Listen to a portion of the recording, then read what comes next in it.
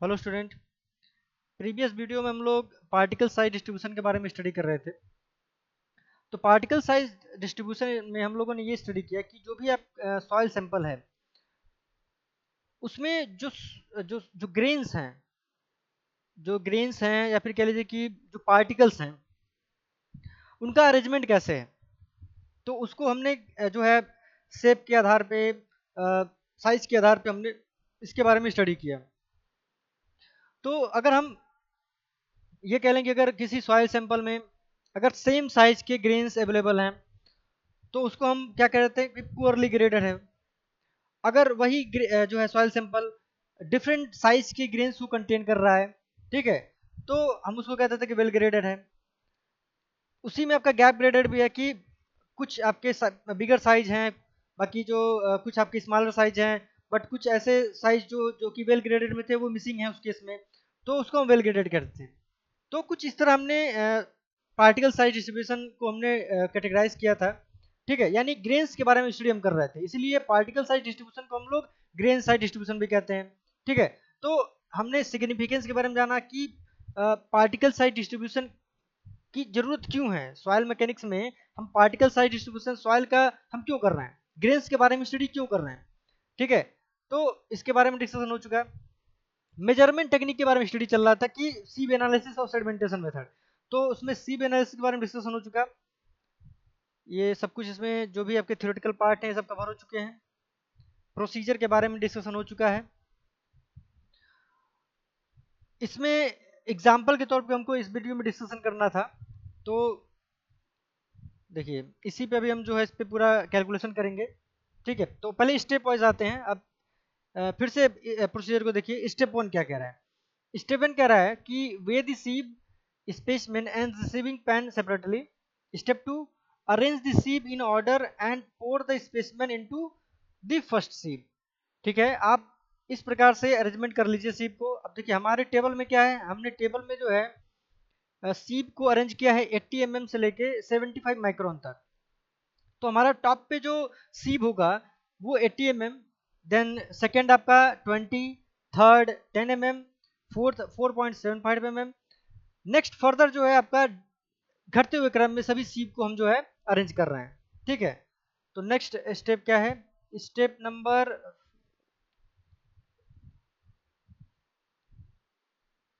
Next step क्या है आपका, keep the arrange sieve on the sieve shaker and allow to shake 0 to 15 minute. Next, weigh the mass of particle on each sieve. ठीक है, अब हम particle को सीप करके यूज कर रहे हैं। अब देखिए मान लिया, माना कि हमने सैंपल लिया 500 500 या 500 ग्राम, ठीक है, 500 ग्राम हमने सॉइल सैंपल, यानी total weight of the soil कितना हमने लिया 500 ग्राम, ठीक है। 500 ग्राम सॉइल को हमने 80 के सीप पे हमने पुट कर दिया, ठीक है, और लीड को बंद करके सीप सेकर पे हमने अरेंज कर दिया, ठीक है। अब हमने सीप सेकर को हमने स्टार्ट कर दिया, ठीक है, 10 से 15 मिनट के लिए वो सीपिंग कर रहा है, ठीक है। तो उसके बाद क्या होगा, उसके बाद जब 10 से 15 मिनट हो जाएगा, ठीक है, तो हम लोग जो है सीप को, जो सीप का अरेंजमेंट है उसको, यानी सीप स्टैक, उसको हम जो है वे करना स्टार्ट करेंगे, ठीक है। जैसे माना आपका अब 80 वाले सीप को हमने देखा कि उसमें कितने अमाउंट जो है आपका सॉलिड या फिर सॉइल रिटेन हुआ है, ठीक है। तो देखने मतलब देखा और उसको वे किया, ठीक है। उस सैंपल को हमने वेइंग मशीन से वे किया। माना कि आपका 10 ग्राम जो है वहां पे रेजिड्यू बचा है, ठीक है, 80 के सीप में 10 ग्राम जो आपका रेजिड्यू वहां पे रिटेन हो गया है, ठीक है। 10 ग्राम आपका सैंपल जो है रिटेन हुआ है यहाँ पे। नेक्स्ट अब आते हैं 20 पे। 20 वाले सीप पे देख रहे हैं, तो 20 वाले सीप पे माना कि आपका 150 ग्राम जो है आपका सैंपल जो है आपका रिटेन हो गया है। यहाँ पे नोट करते रहिए 150 ग्राम। नेक्स्ट 10 वाले सीप पे अब देखिए कितने का जो है आपका रिटेन हुआ है सैंपल, आपका माना कि 115 ग्राम सॉइल सैंपल रिटेन हुआ है, ठीक है। जो सीप में सैंपल रिटेन हो रहा है उसको हम वे कर रहे हैं, ठीक है, वे करके उसको इसी चार्ट में हम नोट डाउन करेंगे, ठीक है। अब आते हैं 4.75 mm वाली सीट पे, उसमें अब देखते हैं।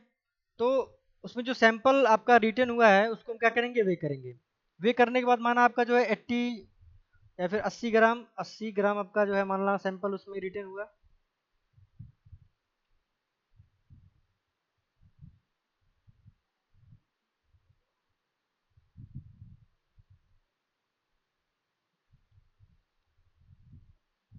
80 ग्राम आपका सॉइल सैंपल माना रिटर्न हुआ। ठीक है। नेक्स्ट 2 mm के सीप में देखिए, तो 2 mm के सीप में कितना रेसिड्यू बच रहा है, माना आपका 60 ग्राम। 60 ग्राम आपका सीप यहाँ पे रिटर्न हुआ। ये इन जनरल फॉर एग्जांपल के तौर पे हम बात कर रहे हैं, ये अपने हिसाब से वेरी भी कर सकते हैं। ठीक है। फिर आप 1 mm पे जो है आप देखिए 1 mm में कितना जो है आपका जो सैंपल है वो रिटर्न हुआ, माना 20 ग्राम। ठीक है, 20 ग्राम रिटर्न हुआ। फर्दर आपका 600 माइक्रोन वाले देखिए कितना, उसको वे करिए, माना 40 ग्राम इसमें रिटर्न हुआ। 425 माइक्रोन वाले सिप में देखिए उसको वे करिए, माना 15 ग्राम आपका इसमें रिटर्न हो गया।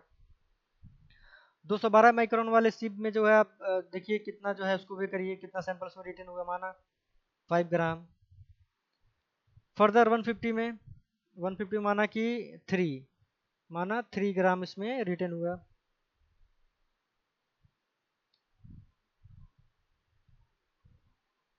माना 3 ग्राम इसमें सॉइल सैंपल रिटर्न हुआ। और लास्ट में जो रेसिड्यू बच रहा है, माना 1 ग्राम इसमें 1 ग्राम इसमें सी में बच रहा है, माना 75 माइक्रोन में हमने 1 ग्राम इसमें सैंपल रिटर्न हुआ। ठीक है। तो आप इसको जब जोड़ेंगे, इसको जब ऐड करेंगे टोटल, ठीक है, तो अभी देखिए अभी पता चल जाएगा ऐसा कितना जो है इसको क्यूमुलेटिव निकालते हैं। तो क्यूमुलेटिव जब निकालेंगे तो देखिए क्यूमुलेटिव में आपका ये 10 ग्राम एज इट इज हो जाएगा। नेक्स्ट आप इसको ऐड कर देंगे, ऐड करेंगे तो यहाँ पे आएगा 160। नेक्स्ट आप फिर इसको ऐड करेंगे, ठीक है, तो 275। फिर फर्दर इसको आप ऐड करिए तो कितना आएगा, 355। फिर आप इसको ऐड करिए, क्यूमुलेटिव निकालिए ऐसे 415।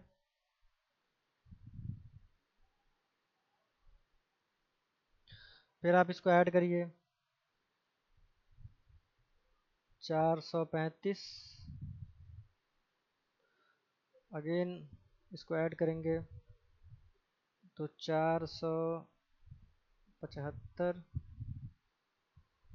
फिर ऐड करिए इसको 490। अगेन ऐड करिए 495। अगेन इसको ऐड करेंगे 498। और लास्ट को ऐड करेंगे तो 499। तो 499 जो है आपका 499 ग्राम जो है आपका जो सॉइल सैंपल है इन डिफरेंट टाइप के सीप में जो है रिटेन हुए हैं। अब इससे ये पता चला कि मात्र 1 ग्राम जो है आपका लीड में जो है, या फिर कह लीजिए कि जो आपका पैन है, पैन जो लास्ट पे, लास्ट जो आपका होता है, ठीक है, यानी 75 माइक्रोन के नीचे एक पैन होता है जिसमें जो रेजिड्यू है वहां पे आके बच जाएगा, यानी 1 ग्राम जो है आपका पैन में चला गया। ठीक है, यानी वो 75 माइक्रोन से भी कम साइज का था। ठीक है। अब हम जो है क्यूमुलेटिव परसेंटेज रिटर्न निकाल लेंगे कि कितना परसेंट हर जगह रिटर्न हुआ। तो इसको कैसे निकालेंगे, देखिए इसका फार्मूला ये है 10/500 इंटू 100। ठीक है। तो कुछ इस प्रकार अब करना पड़ेगा, एक मिनट, ऐसे नहीं, ये तो माना एक 80 mm के लिए हो गया। इन जनरल अगर हम बताएं इसमें इरेज, माना हमने इन कॉलम को जो है हमने कह दिया, माना ये 1 है, ये 2 है, ये 3 है, ये 4 है, और जो आपका ये 5th है, ये 6 है। तो फिफ्थ कॉलम को फाइंड आउट करने के लिए आप 4 वाला कॉलम अपान 500 सॉइल सैंपल आपका है, ठीक है। यहाँ पे 4 वाला जो भी आपका क्यूमुलेटिव वेट है अपान 500 इंटू 100 कर देंगे, तो क्यूमुलेटिव परसेंटेज रिटेन आपका फाइंड आउट हो जाएगा, ठीक है। ये 500 कहाँ से आ गया? 500 आपका सॉइल सैंपल है, यह आप यूज कर रहे हैं 500 ग्राम, ठीक है। इसको इरेज करते हैं और 1 बाय 1 इसको हम लोग कैलकुलेट करते हैं और उसको नोट डाउन करते हैं। तो 10 बाई 500 डायरेक्टली कैलकुलेट करते हैं, तो कैलकुलेट करिए 500 इंटू 100, तो आपका आएगा 2, ठीक है। तो इसी प्रकार जो है आप 160 का करेंगे तो इसका आ जाएगा आपका 32%। नेक्स्ट आप 275 का अगर परसेंटेज निकालेंगे तो 55% हो जाएगा। 355 का अगर परसेंटेज निकालेंगे तो 71% होगा। 415 का अगर आप परसेंटेज निकालते हैं तो 83 हो जाएगा, 83%। उसी प्रकार 435 का अगर परसेंटेज करेंगे तो 87% हो जाएगा। 475 का 95, 490 98,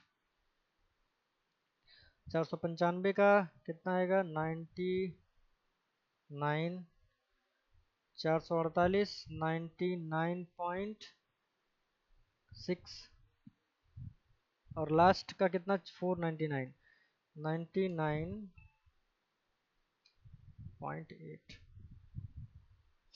ठीक है। तो 99.8% जो सॉइल सैंपल है वो इन डिफरेंट टाइप के सीप में क्या है रिटेन हुआ है, ठीक है।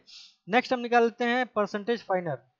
तो परसेंटेज फाइनर का फार्मूला क्या है? Percentage finer equal to 100 minus cumulative percentage retain.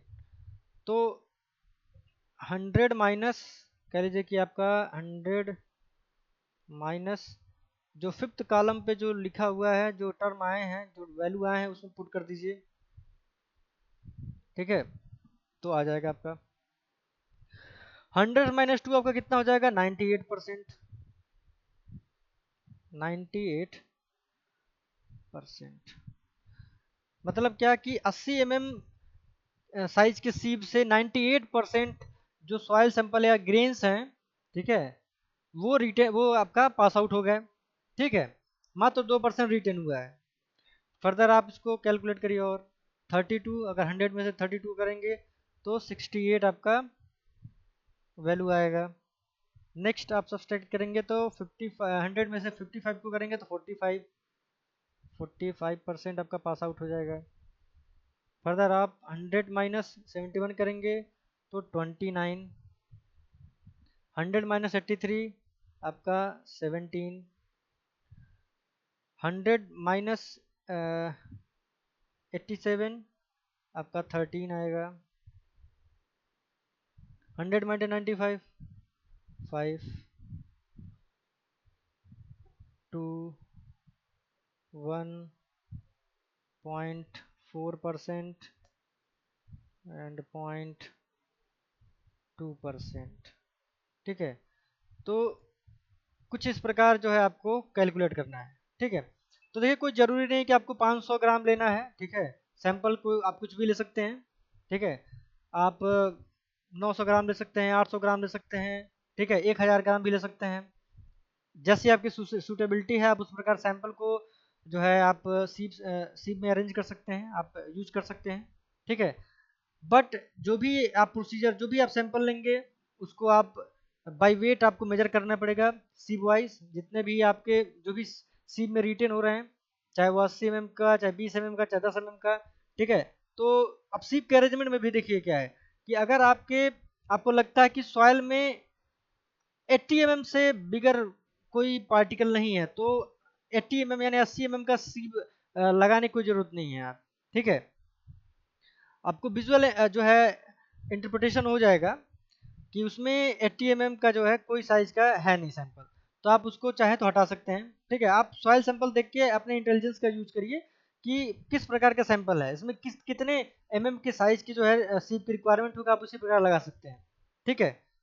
कोई जरूरी नहीं कि 80 mm लगाने की जरूरत है, ठीक है। 80 mm अगर मान लीजिए कोई सैंपल है इसमें कॉबल, बोल्डर्स, ग्रेवल, एग्रीगेट वगैरह हैं और साथ ही साथ सॉइल सैंपल भी है, तो आप यूज करिए, कोई दिक्कत नहीं, ठीक है। ओनली सॉइल है, अब उसमें आपको दिख रहा है कि जो उसके क्ले के पार्टिकल हैं, सैंड के पार्टिकल हैं, ठीक है। तो उस केस में 80 mm या 20 mm 10 mm लगाने की कोई जरूरत नहीं है, ठीक है। आप फर्दर जो है 4.75 पे सीधे आ सकते हैं, ठीक है। चलिए, तो सीप का अरेंजमेंट अपने हिसाब से कर सकते हैं, जो भी सॉइल सैंपल आपको मिल रहा है आप उसको यूज करिए। सीप सेकर पे आप पुट करने के बाद जो भी मतलब 10 से 15 मिनट आप सीप सेकर को जो है इसको रन कराएंगे, ठीक है। उसके बाद जो भी सीप आप लेंगे टॉप टू बॉटम, आप सभी सीप में जो भी सॉइल सैंपल रिटेन हुआ है उसको आप वेट करेंगे, वेट करके सभी जो है आप इस चार्ट में जो है आपको पुटअप करना है और कैलकुलेट करना पड़ेगा, ठीक है। नेक्स्ट आते हैं, तो ये सभी कैलकुलेशन करने के बाद आप जो है एक ग्राफ प्लॉट होगा, ठीक है। परसेंटेज पासिंग और ग्रेन साइज के बीच में जो है कुछ इस प्रकार कर्व ड्रा होगा, ठीक है। तो इसी कर्व के थ्रू जो है हम लोग D10, D30, D60 साइज के जो ग्रेन्स होते हैं उसको हम इसी से कैटेगराइज करते हैं, ठीक है। तो पार्टिकल साइज डिस्ट्रीब्यूशन हमने अभी डिस्कस कर रहे थे कि भाई वेल ग्रेडेड, यूनिफॉर्मली ग्रेडेड और गैप ग्रेडेड कैसे होते हैं। तो ये देखिए, ये आपका कुछ इस प्रकार डिस्ट्रीब्यूशन है, ठीक है। तो अगर किसी सॉइल सैंपल में ये सभी प्रकार के अगर ग्रेन्स मौजूद हैं, अवेलेबल हैं, तो उसको हम वेल ग्रेडेड सॉइल कहेंगे, ठीक है। देखिए, जैसे कि बिगर साइज भी है, फिर उससे स्मॉलर, ठीक है, छोटे छोटे मतलब बड़े से लेके छोटे तक जो भी पार्टिकल हो सकते हैं सभी किसी सॉइल सैंपल में अवेलेबल हैं, तो उसको वेल ग्रेडेड कहेंगे। यूनिफॉर्मली ग्रेडेड या फिर कह लीजिए पुअरली ग्रेडेड, तो इसको किसको कहेंगे, सेम साइज है, ठीक है, सेम साइज, मतलब इसमें कोई भी स्मॉलर साइज नहीं है, एक साइज मान इसमें है तो वही सेम उसमें है, ठीक है। तो क्या है, ये आपका यूनिफॉर्मली या पुअरली ग्रेडेड। गैप ग्रेडेड मतलब बीच में कुछ आपके पार्टिकल मिसिंग है, ठीक है। बड़े साइज के पार्टिकल अवेलेबल हैं और उससे छोटे साइज के पार्टिकल अवेलेबल हैं, ठीक है। लेकिन छोटे साइज से बड़े और बड़े साइज से छोटे पार्टिकल अवेलेबल नहीं है, ठीक है। तो इसको हम गैप ग्रेडेड कह रहे हैं। तो आप इसको इस अरेंजमेंट में भी देख सकते हैं, देखिए ये आपका वेल ग्रेडेड है जिसमें आपका बिगर साइज और बिगर साइज से जो भी छोटे छोटे पार्ट हो सकते हैं पार्टिकल, ये सभी इसमें अरेंज हैं। यूनिफॉर्मली ग्रेडेड या पुअरली ग्रेडेड में क्या है, देखिए सेम ग्रेन्स हैं इसमें, ठीक है।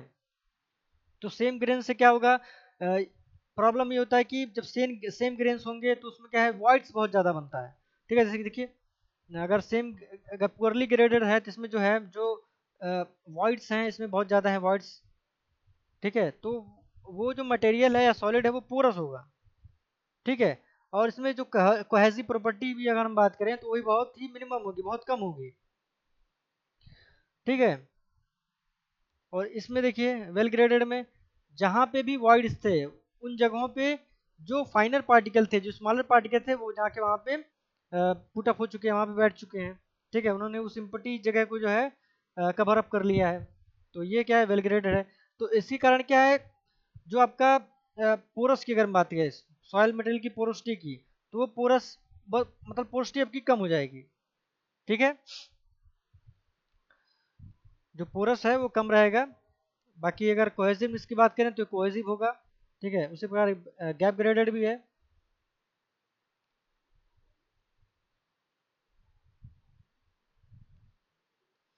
तो आप इसको देखिए, देख सकते हैं आप इसको। नेक्स्ट आपका पार्टिकल साइज डिस्ट्रीब्यूशन में जो भी आपके तमाम जो है सॉइल सैंपल हैं, उन सभी सॉइल सैंपल को जो है हमने एक अरेंज करके एक स्टैंडर्ड कर्व बनाया है, ठीक है। जिसको हमने कह लीजिए कि curve A B C D के तौर पे इसको हमने डिस्ट्रीब्यूट किया पार्टिकल साइज डिस्ट्रीब्यूशन में। तो इसमें ये रिप्रेजेंट कर रहा है कि कौन से कर्व जो है, मतलब कौन सा सॉइल सैंपल से कौन सा कर्व ड्रा हो रहा है, और उससे क्या क्या हम प्रिडिक्ट कर सकते हैं, उससे क्या क्या हम एनालाइज कर सकते हैं कि कौन सा सॉइल आपका यूनिफॉर्मली ग्रेडेड या पुअरली ग्रेडेड, कौन सा आपका वेल ग्रेडेड है, कौन सा आपका गैप ग्रेडेड है। ठीक है, तो इसमें इस प्रकार का हम लोग इजिली फाइंड आउट कर लेते हैं। ठीक है, तो आप इस कर्व को देख लीजिए, ये कर्व बहुत इंपॉर्टेंट है।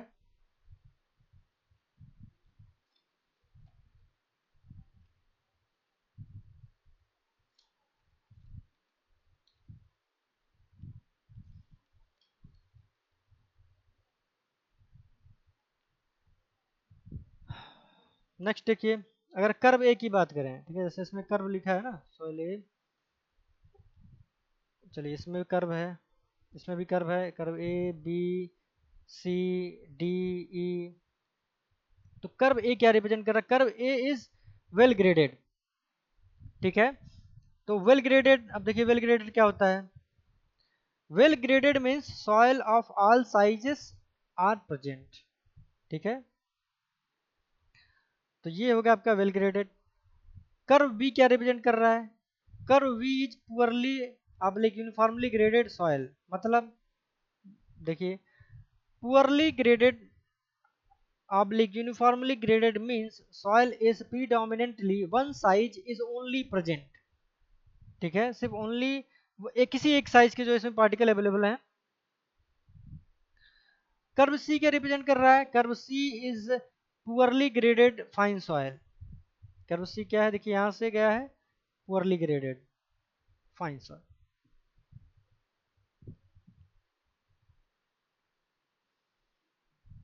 कर्व डी देखिए is gap graded. Curve D यहाँ पे देखिए, कर्व डी है gap graded. Gap graded means क्या होता है, gap graded means some of the soil particle size are missing.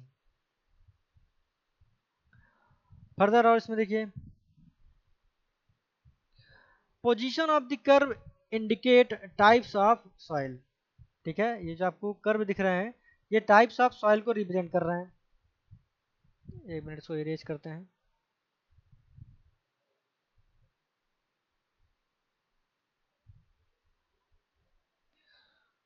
तो जो भी कर्व आपको ये दिख रहे हैं, इसमें सभी क्या है, टाइप्स ऑफ सॉइल को रिप्रेजेंट कर रहे हैं। Where a shape of the curve indicate gradation. ठीक है, as the slope of curve decreases gradation increases. ठीक है, जैसे जैसे कर्व डिक्रीज हो जाए वैसे ही ग्रेडेशन क्या है उसका, इंक्रीज कर रहा है।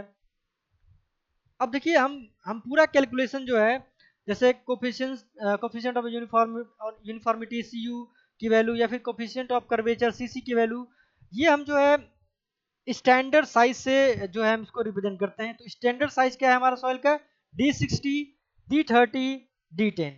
तो इन्हीं के बेसिस पे क्या है, अभी हम सॉइल, पूरे सॉइल को जो है हम लोग क्लासीफाई कर देंगे। अब जैसे अगर हम बात करें D10, D10 क्या है, D10 is the effective size of the particle. Effective size of the particle मतलब that is particle size which if present alone will cause the same effect as is caused by the soil। ठीक है, या फिर कहिए कि D10 effective size है, जो कि डिफाइन करता है, जो कि defined by the Allen Hazen size in mm such that 10% of the particle are finer than this size। ठीक है, देखिए इसको कैसे समझ सकते हैं, देखिए D10, D30, D60 में ही क्यों कर रहे हैं, क्योंकि ये क्या है, एलन हैजन द्वारा, देखिए अब चूंकि जो साइंटिस्ट थे एलन हैजन, उन्होंने D60, D10, D30 जो आपके साइज के पार्टिकल हैं, जो सॉइल के पार्टिकल हैं, उन्हीं को जो है उन्होंने स्टैंडर्ड माना। ठीक है, क्योंकि क्योंकि देखिए किसी भी चीज को प्रेजेंट करने के लिए एक बेस लेके चलना है। ठीक है, ऐसे ही रैंडम बेसिस पे कुछ भी लेंगे तो हमारा जो जो एनालिसिस है वो कंप्लीट नहीं होगा। तो क्या है कि भाई एलन हैजन ने क्या किया कि जो हमको एक्चुअल में एनालिसिस करने के लिए, एनालिसिस को कोई वैल्यू को प्राप्त करने के लिए जो है स्टैंडर्ड वैल्यू कर दिया कि D60, D30, D10, इन्हीं के, इनको क्या किया, इनकी वैल्यू को फिक्स कर दिया गया, जिससे क्या है कि हमारा जो कैलकुलेशन है वो एग्जैक्ट है, न कि वेरिएशन करे। ठीक है, मतलब माना कोई XYZ कोई पर्सन है, उनका स्टैंडर्ड कुछ अलग है, हमारा कुछ अलग है, आपका कुछ अलग है, तो इस प्रकार तो अलग अलग बेसिस पे अलग अलग, मतलब आप जो है एक माना कि आपका एलुवियल सॉइल है, तो आप उस सॉइल को ही कहेंगे कि कर्व सी में आएगा, कर्व डी में आ जाएगा।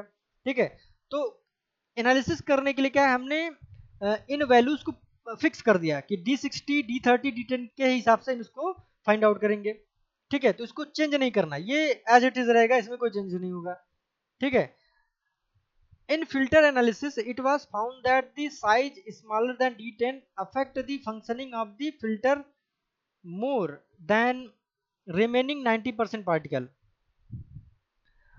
वहीं अगर हम D30 की बात करें तो D30 क्या है, size in mm such that 30% of particle are finer than this size। वहीं D60 के बारे में बात करें तो D60 size in mm such that 60% of particle are finer than this size। ठीक है, तो हम लोग ग्रेन साइज डिस्ट्रीब्यूशन या फिर कह लीजिए पार्टिकल साइज डिस्ट्रीब्यूशन में हम लोग जैसे एलन हेजन ने जो ग्रेन्स हैं उनको फिक्स कर दिया। ठीक है, तो अगर हम बात करें कोफिशिएंट ऑफ यूनिफॉर्मिटी यानी सीयू की वैल्यू को फाइंड आउट करने के लिए, ठीक है, तो सीयू को फाइंड आउट करने के लिए क्या क्या है हमारा कि D60 अपॉन D10। ठीक है, D60 अपॉन D10 अगर हम जो है वैल्यू पुट करते हैं तो आपका जो है कोफिशिएंट ऑफ यूनिफॉर्मिटी आ जाएगी। ठीक है, तो अब वही कोफिशिएंट ऑफ यूनिफॉर्मिटी को रिप्रेजेंट करने के लिए यहाँ पे दिया हुआ है। ठीक है, अभी इसको हम डिस्कशन कर देते हैं कि अगर माना कि सी यू की वैल्यू अगर 1 है यानी लेस देन 2 है। ठीक है, अगर माना सी यू की वैल्यू, ये सी यू की वैल्यू जो है आपका लेस देन 2 है। ठीक है, या फिर सी यू इजकल टू 1 है, तो आप उसको यूनिफॉर्मली ग्रेडेड सॉइल कहेंगे। ठीक है, यूनिफॉर्मली ग्रेडेड सॉइल।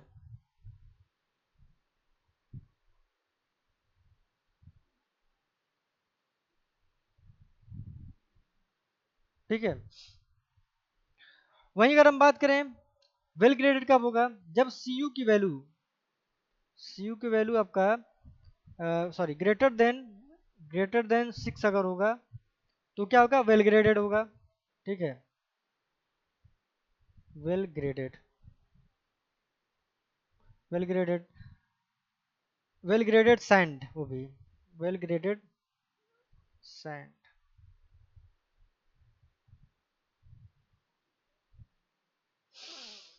वहीं अगर हम सी यू की वैल्यू की बात करें, सी यू अगर आपका ग्रेटर देन 4 है तो आपका वेल ग्रेडेड ग्रेवल होगा।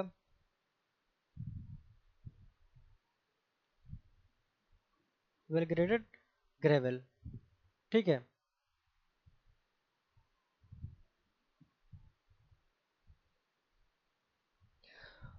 फिर अगर हम कोफिशिएंट ऑफ कर्वेचर की बात करें सीसी। ठीक है, तो सीसी को हम कैसे डिफाइन करेंगे, D30 square upon D60 into D10। ठीक है, अच्छा, कोफिशिएंट ऑफ यूनिफॉर्मिटी और कोफिशिएंट ऑफ कर्वेचर ये एक्चुअली में रिप्रेजेंट क्या करते हैं, देखिए अगर हम कोफिशिएंट ऑफ यूनिफॉर्मिटी की बात करें तो जो है it represent the particle size range of distribution curve. ठीक है, और इनको डिफाइन करते हैं D60 अपॉन 10 से। और कर्वेचर की अगर हम बात करें तो coefficient of curvature represent shape of particle size distribution curve. ठीक है, ये शेप, ये आपका शेप ऑफ द साइज बता रहा है। ठीक है, ये आपका कोफिशिएंट कर्वेचर क्या क्या क्या रिप्रेजेंट कर रहा है, represent the shape of the particle size distribution. ठीक है, जिसको हम रिप्रेजेंट करते हैं D30 square upon D60 into D10।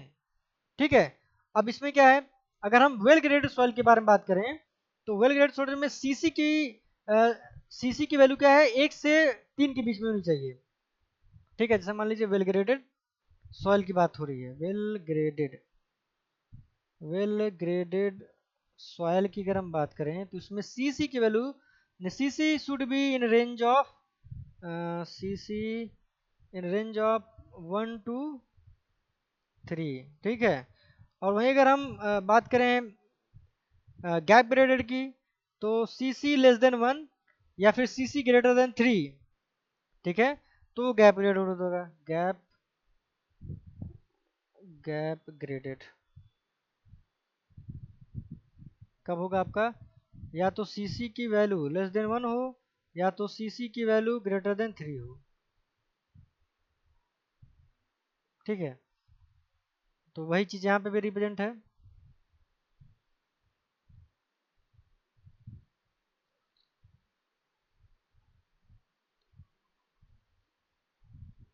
आप इसको नोट डाउन कर लीजिए।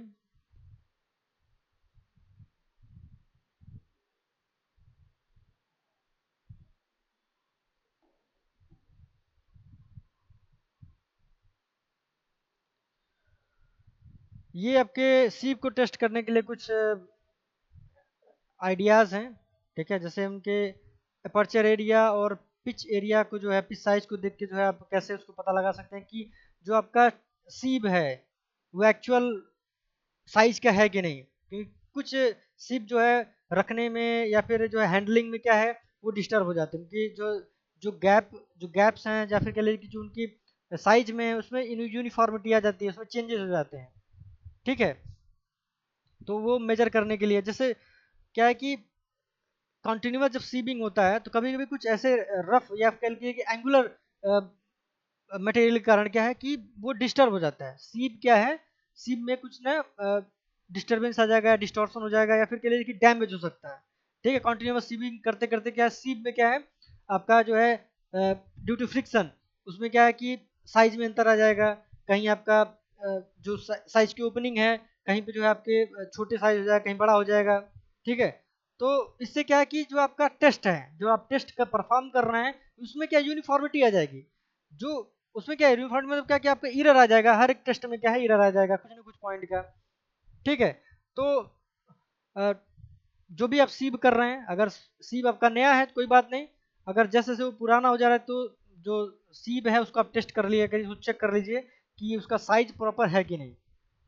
साइज प्रॉपर नहीं है तो वो क्या है कि भाई आईएस क्लासिफिकेशन को फॉलो नहीं कर रहा है, आईएस कोड को फॉलो नहीं कर रहा है, जो भी आप टेस्ट करेंगे उसमें आपका एरर आएगा। ठीक है, तो इन सब चीज़ों से बचने के, एरर वगैरह से बचने के लिए आप सीप को रिप्लेस कर दीजिए। ठीक है,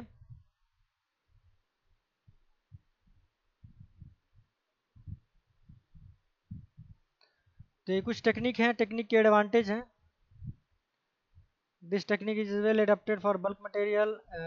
It is required to produce a separate size fraction for the further study. The material flow easily as discrete particle.